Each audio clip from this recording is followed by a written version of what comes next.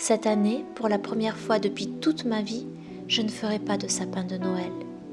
Et comme les journées sont courtes et que la nuit tombe tôt en hiver, on a décidé d'égayer la maison avec des lumières.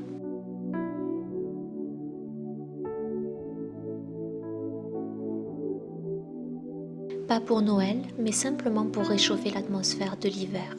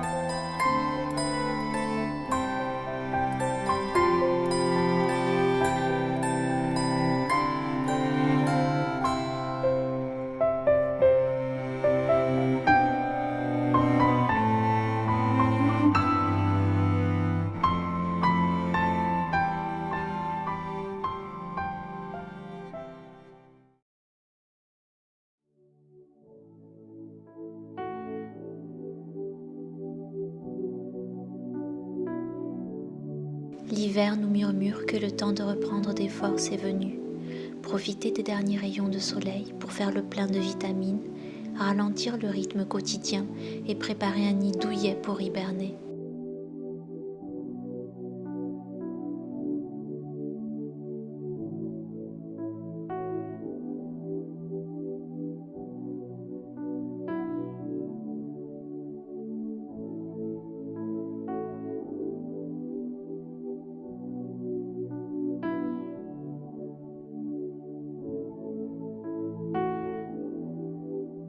Tous les hivers, je ralentis le rythme et j'ai vraiment l'impression d'entrer dans une période d'hibernation qui est nécessaire pour moi.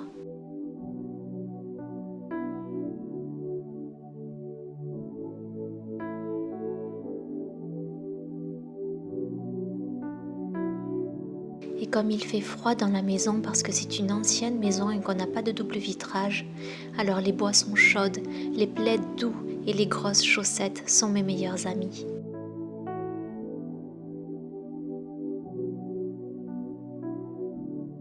Le matin, j'ai l'habitude de me lever très tôt, en été comme en hiver.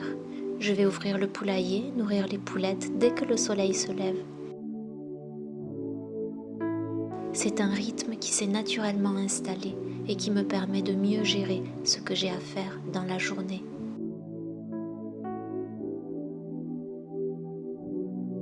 Il paraît que cet hiver va être difficile pour le monde et beaucoup le redoutent. Ce n'est pas tant les températures et le froid qui font peur, mais la crainte d'un avenir incertain à cause de toutes les perturbations qui ont fait de 2020 une année pas comme les autres. Les vents de l'hiver soufflent sur la planète et leur puissance semble annoncer des temps sombres pour le monde. Et pourtant, si on sait les écouter, les vents de l'hiver nous disent le contraire.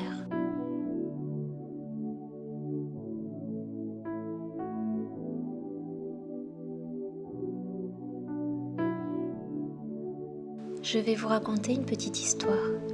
C'est l'histoire d'une petite graine qui ne voulait pas se planter.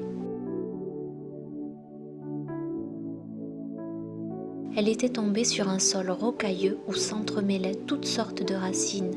« Est-ce bien ici que je dois fleurir ?» se disait-elle.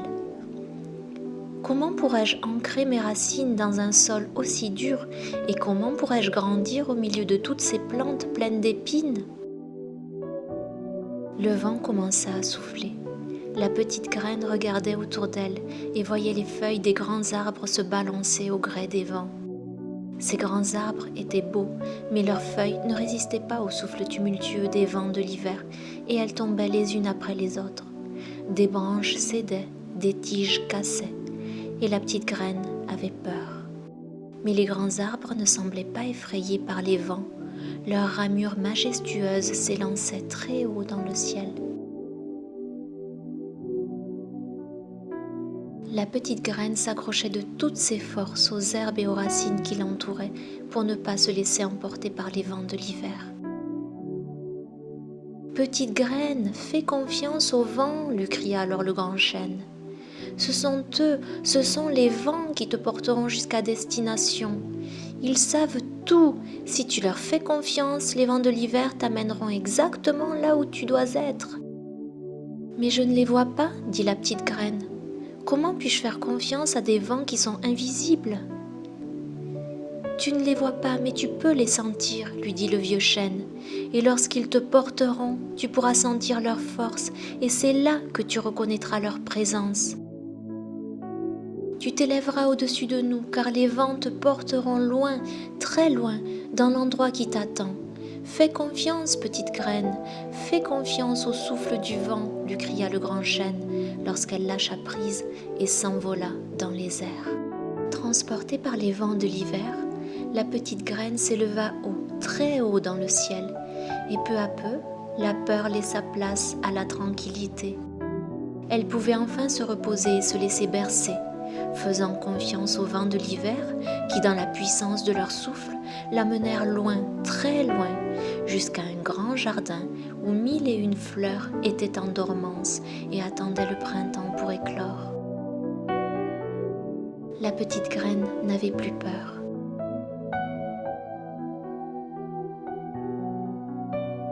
Cette histoire de la petite graine qui avait peur de se planter nous dit que même si on ne le voit pas, le souffle de Dieu nous guide pour qu'on puisse nous aussi trouver le sol fertile, riche et parfait afin de planter nos racines.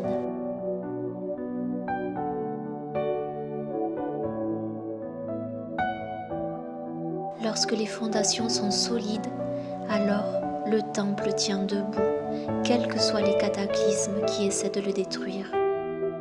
Alors choisissons bien le sol dans lequel nous voulons planter la graine de notre foi, afin qu'elle puisse grandir et fleurir en ayant des racines profondes, des fondations solides, et que le parfum de ces fleurs puisse se faire sentir dans tout le jardin, même si ce parfum, tout comme les vents de l'hiver, est invisible.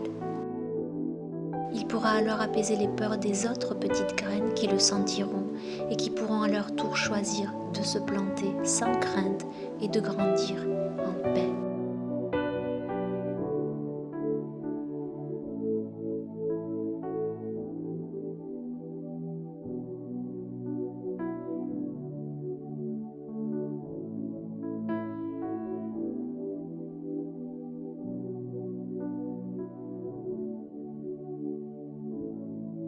J'espère que cette histoire vous a plu. Je vous invite à partager cette vidéo pour redonner courage à tous ceux et celles qui craignent cet hiver sombre. N'oubliez pas qu'après les nuits les plus sombres, il y a toujours une aube radieuse.